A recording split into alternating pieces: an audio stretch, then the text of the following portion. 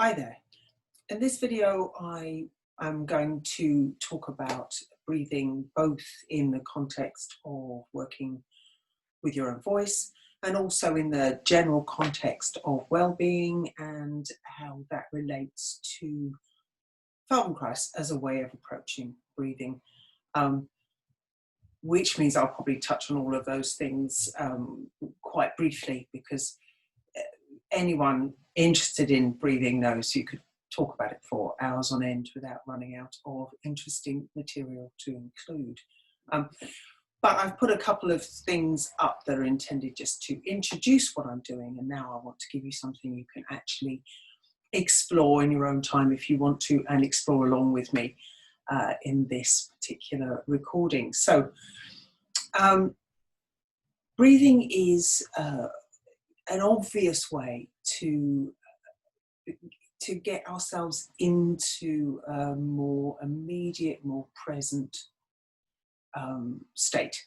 So the idea of mindfulness as being in enhancing your awareness of what's going on right now, and then Feldenkrais is a kind of body mindful process that brings you into that uses movement and attention to your interoceptive feedback, the feedback that's coming from your internal sensing mechanisms, as separate from, but not necessarily ignoring what's coming in from your more external sensory apparatus. For instance, you can hear yourself breathing. That can be an interesting way to engage with breathing. We're going to be engaging with the nose, and though we're not going to be necessarily using smells can be an interesting way to connect breathing and the sensory aspect of the nostrils as something that tells you what's going on outside of you. And these things are not really separate, though the natural way to investigate them, the natural way we go about things from a scientific point of view, is to attempt to contain a concept we're interested in, to attempt to put boundaries there so that we can investigate in more depth what we're actually looking at when we're looking at a whole human system is something where you just cannot really separate out the sensory processes of the nose and its importance as the initial channel of breath entering the body. And interesting in our COVID times to notice that the severity of the effect on the breathing of COVID has some interesting relationship with those of us who experienced losing our sense of smell, as I did. And that seems to be something about it that's both a way of identifying for yourself whether you've had COVID, and also distinguishing it from some other severe kind of flu experience. It's not normal, even if you have had a lot of colds in the past, to lose your sense of smell in the way that you do with COVID. So let's begin by doing some things, and then I might find myself going a bit into theory or discussion, but we'll be playing with what we're doing as well all the time. So let's begin with that nostril process. So you might like to close your eyes, and you might like to do this lying down. But what I'm going to share with you is something I'm going to encourage you to do often. It's most effective if it's done often.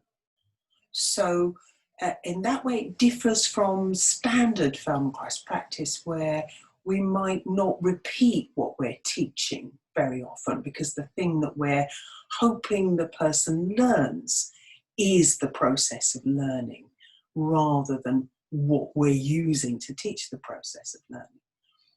So what happened for me was it became obvious that some of the things that I was discovering in my Feldenkrais journey, the learning process of becoming better at learning, were beneficial for my health, and therefore there was value to be gained from repetition. So just notice if you softly close your lips and pay attention, feel the air coming in to your two nostrils, and pretty much everything I'm going to suggest will be easier to detect with your eyes closed. When you close your eyes, as I'm just doing for a moment, it's immediately easier to get an internal image, an internal sensation of the inside of your own nose. So just allow yourself to do that. Inhale. Feel the coolness of the air as it comes in. And all the time you're doing that, allow your lips to stay closed. It's not that you're pressing them. It's not a pursed or intense thing. It's a kind of soft link along that edge that's very comfortable and easy to maintain. But it sends a little signal to your nervous system and your sensory understanding that you intend to breathe through your nose. And this may be something you do all the time without thinking about it, or it may be something that you're not used to. But whether you naturally breathe through your nose all the time or not, you can still bring your attention to this coolness, this cool sensation. And how far into your own skull do you feel the coolness? How far can you follow that sense of cool air down into your throat? Now I'm going to suggest that you can follow the cool air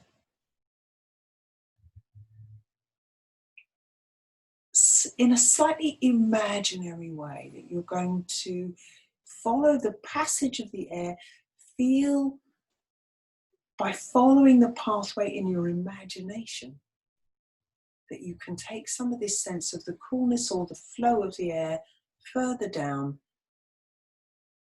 Although in actuality, it's probably pretty warm and not so easy to sense by the time it reaches, say, this kind of area here, which is when it's beginning to pass into your airway from your pharynx, from your throat area.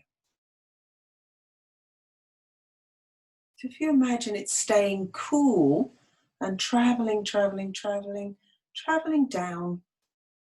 to somewhere between the front of your spine inside and the back of your breastbone inside.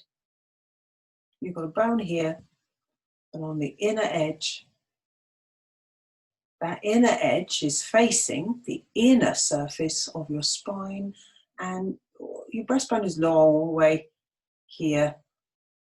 Your heart is behind it on the left a little, not completely central. And if you take this actually cool air from your nostrils down through your throat so that you're still feeling it as if it's cool, as if it's detectable, comes in to the center of yourself in a place that I'm going to designate as being the back of your front and the front of your back. It's deep inside. You can feel some sense that there are skeletal structures, and then within these skeletal structures, within this fabulous rib cage and spine, it's the heart, and two sets of lungs, and the trunk, the trachea trunk of this airway. But it's behind your heart. It's really nestled deep inside.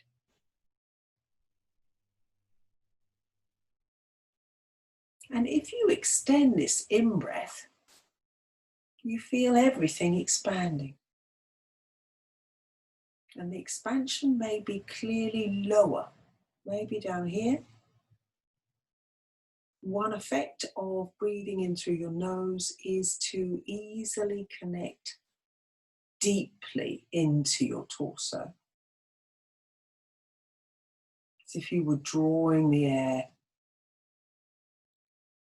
further in than you might normally do. And let's be nice and clear. The air is expanding your lungs, and this cavity, this internal space, is opening and drawing air in. And your diaphragm, which sits a little higher than it sometimes looks in some of the drawings,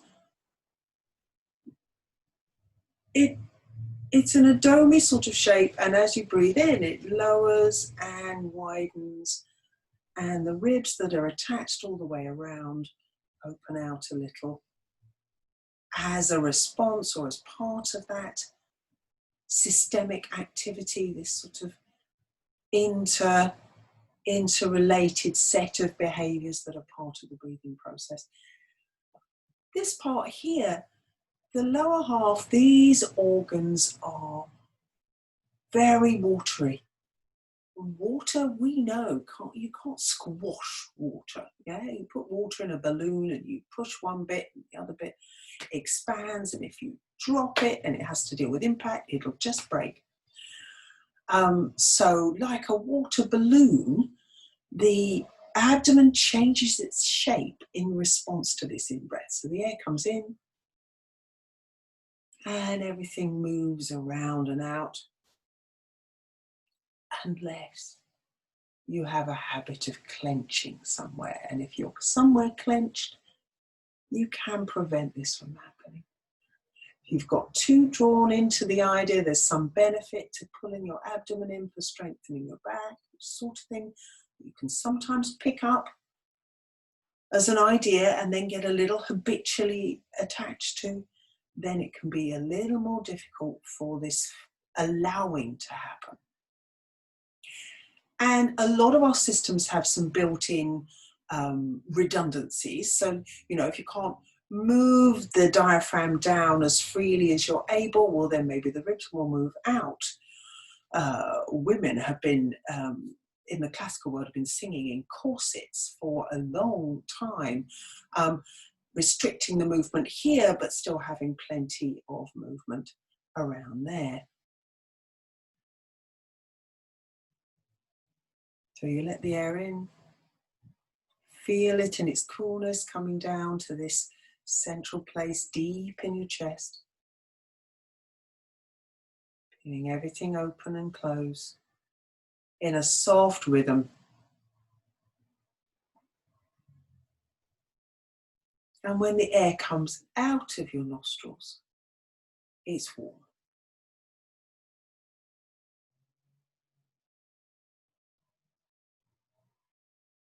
Inward, down through the channels, into the center of your chest, expanding out through the whole of the rib cage, diaphragm making room in your upper half, moving downward and causing a gentle rounding in your lower half. And that's very easy, natural breath. So what can we do with this? Well, we can do lots of interesting things. One thing that we can do is to notice, this may even have happened as I've been talking, we have a flow, we have a tidal flow and in and out. We're not moving very much or doing anything very strenuous. Then the in and out breath settle into a very easy pattern where there's not much muscular, there's muscular activity always, but there isn't any effort. It's how we breathe when we sleep, but it's also how we might breathe if we're absorbed in a book or watching a film. Just very easily flowing in and out. And I grew up by the sea. I love the image of the tide, that lovely sort of soft flowing of the water up the beach and then flowing back out again. And there you've got about, a natural capacity there of about 1.5 litres that you can just take in and out with no conscious involvement. Now we're talking about breathing, you're maybe following along with what I'm talking about, so you are doing something conscious, but you could be just listening to music and letting the air flow in and out. And that will be the kind of amount, and that tidal flow can go on whatever you're doing. But as humans, we can also do this very consciously. So we can intentionally take a big breath in, we can intentionally blow our air out. And when we sing, what we do is we do take a nice big breath in quite often, and we usually, because we're controlling the air, what we're doing is we're managing that out breath in a way that has actual potential to be beneficial in more than one way. So the idea that it's good for you to sing has become very well recognised, and people will often talk about there being research. But what you will find when you look for the research is the research is usually about people singing together. There's something that goes on in human community. A shared intention is actually enough, or a shared awareness or focus is enough. So the research that reveals that when people sing together, their hearts start to beat in unison. They start to tune into each other's internal rhythms as they sing together. And that singing, because singing extends the out-breath. When we extend our out-breath in relation to our in-breath, we bring the whole self into a state of greater calm. We shift ourselves deeper into the parasympathetic function that is the way we function when we are at ease, when we are feeling secure, when we're feeling safe. Go into that mode and stay in it for long enough, your immune system starts to come back online. Things that might not happen naturally when you're feeling anxious, stressed, or frantic in some way. As soon as we shift into this process of exhaling for longer than we inhale, we're already shifting ourselves into this different state that is popularly recognized to be connected to the functioning of our our 10th cranial nerve, and its enormous involvement in everything to do with voice and breath and emotional well-being. So extending the out breath, and the magic ingredient that you get with singing is listening. And in a group, you're listening to each other. And that's really nice. It's a little hard to do on Zoom, we've discovered in our singing classes on Sunday afternoons. But we've all had experiences of singing together, even if they were a little far in our past. And we know the pleasures of it usually. So singing together, we're listening to each other, but when you're singing on your own, you can still be listening. And that listening process also boosts this vagal function, also boosts the capacity of our own nervous system to calm itself, for us to become self-soothing. So, mea culpa here, when I first started being interested in how people were teaching voice, I was singing, I was enjoying singing, but I recognised I had limitations. I was looking for answers to these limitations, and I found several different approaches, didn't always see the value of them instantly, let me put it that way. So I didn't see the benefits of overtone chanting when I first heard about it. And in fact, I thought they were being a little exaggerated. I thought there was I'm not one of these people who's automatically anti-woo-woo, but I thought it just did sound a bit too woo-woo for me.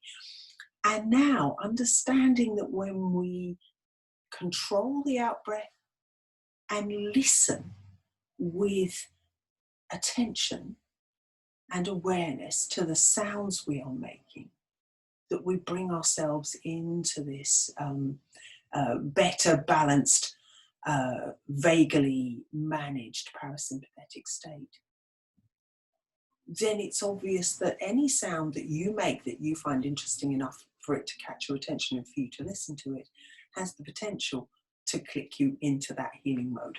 So, embarrassingly, I had to admit that I was being a little cavalier in my assumptions, and I think it's always very useful to discover when you've become a little too safe, too settled, too comfortable with your own assumptions.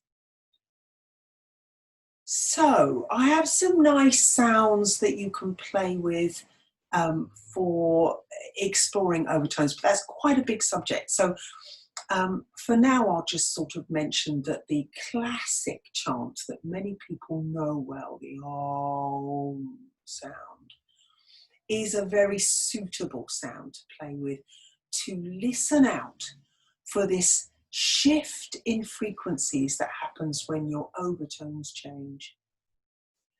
So when you hold a note, on one vowel, the frequency pattern, the pattern of the sounds, of which you're usually mainly aware of the main note, but there are other notes that are, part of the fundamental structure of the sound you're hearing. Though that was a bad use of the word fundamental, because fundamental is the word that is usually used for the note you're hearing.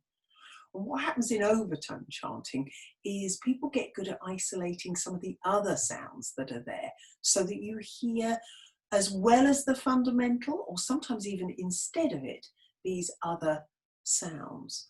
But they're there all the time. And a rich voice, a voice that sounds resonant, is resonant partly because then these other frequencies are also very present and audible. So if you go from ah to oh, as you do in om, it's called a diphthong, by the way, one vowel shifting into the other without being interrupted by a consonant.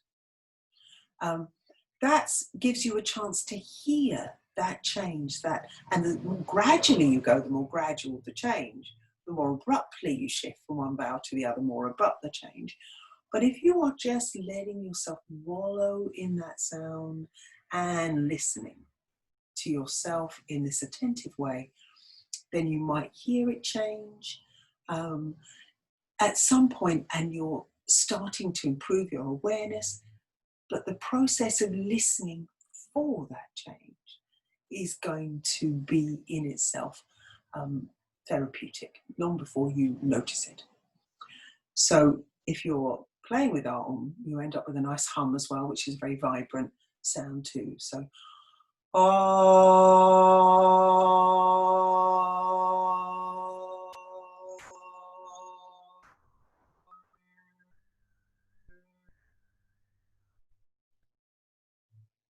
becomes useful as a sound to listen to, and also brings you in tune with other practices, other voice users, other chanters through the millennia. Yeah, it's a sound that has established itself in the human psyche as a sound to bring yourself into a state of connected and aware calm, a state of presence, a state of being here now. And indeed, now is another nice diphthong. Now is very similar in shape and frequency pattern to now. Could easily shift back and forth between those two qualities. So I will have more to add to this, but for now, this is what I'm offering you to play with, is cool air in the nostrils, coming through the structures where you sense it, traveling down through the airway and down through the center of the trachea and then out into your whole lung area, expanding the abdomen as the thing you're paying attention to on the in-breath. And then on the out-breath, find a sound. Doesn't have to be the one I've suggested. It can be one of your own, one that gives you pleasure. But what works particularly well is if there's a little bit of a vowel shift in there so that there's something to listen for. And just doing a little bit of that every day would be enough to begin to get ongoing benefits in terms of how you hear your own voice, how you relate to your own voice, and to how your breathing is functioning. So I'm going to stop there, but be back later with more. I realise I don't want to make these so long that they're intimidatingly long, but I do want to try and cover a bit more than I've covered so far. So this is part 1. Part 2 will appear soon.